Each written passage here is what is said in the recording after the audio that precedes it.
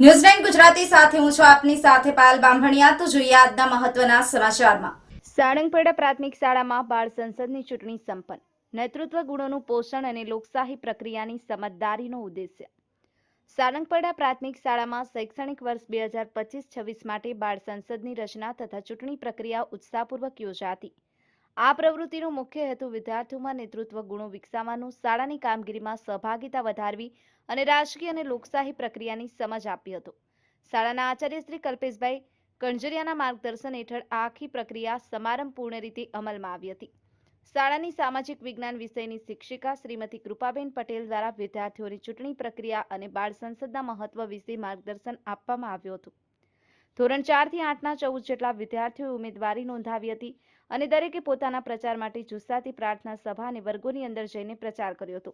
ચૂંટણીઓમાં આવશ્યક તમામ કામગીરી જેવી કે પ્રિસાઇડિંગ ઓફિસર, પોલિંગ ઓફિસર, સુરક્ષા કર્મચારીની નિમણૂક પણ કરી નિમણૂક અનુરૂપ જવાબદારીઓ આપવામાં આવી હતી। વિશેષ વાત એ રહી કે મોબાઈલ દ્વારા વોટિંગ માટે નવીનતમ વ્યવસ્થા ઊભી રાખવામાં આવી હતી। ન્યૂઝ9 ગુજરાતી, બોટાદ। સાળંગપરડા પ્રાથમિક શાળામાં અમારી શાળામાં બાળ સંસદની ચૂંટણી કરવામાં આવી હતી। તેમાં 14 વિદ્યાર્થીઓએ ભાગ લીધો હતો। તેમાં એક છોકરા અને એક છોકરીનો વિજય કરવામાં આવે છે। તેમાં મારો વિજય થયો છે, તો હું શિક્ષકોને મદદરૂપ બનીશ અને શાળાના કોઈ પણ કાર્યમાં ધ્યાન આપીશ અને તે કાર્ય કરીશ, તેવું મારું કહેવું છે।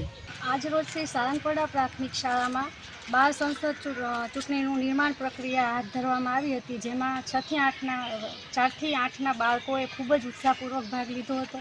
જેનો મુખ્ય હેતુ હતો કે બાળકોમાં નેતાગીરીના ગુણોનો વિકાસ થાય, તેમજ બાળકો શિક્ષકો સાથે કામગીરીમાં ભાગીદારી આપે અને સામાજિક વિજ્ઞાનના વિષય એક રાજનીતિશાસ્ત્રના ભાગરૂપે તેઓ રાજનીતિશાસ્ત્ર વિશે જાણકારી મેળવે એ હેતુથી આ બાળ સંસદ ચૂંટણીની પ્રક્રિયા ખૂબ જ સારી રીતે કરવામાં આવી હતી।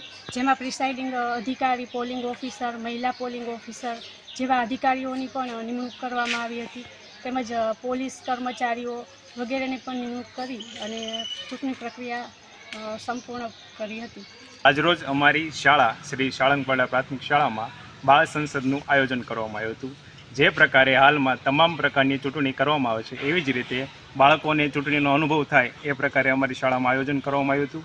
તેમાં મોબાઈલ દ્વારા EVM એપ્લિકેશનનો ઉપયોગ કરીને EVMનો અનુભવ કરવામાં આવ્યો હતો, જેથી બાળકો હાલની જે અસલ પ્રક્રિયા છે તેનો અનુભવ કરી શકે।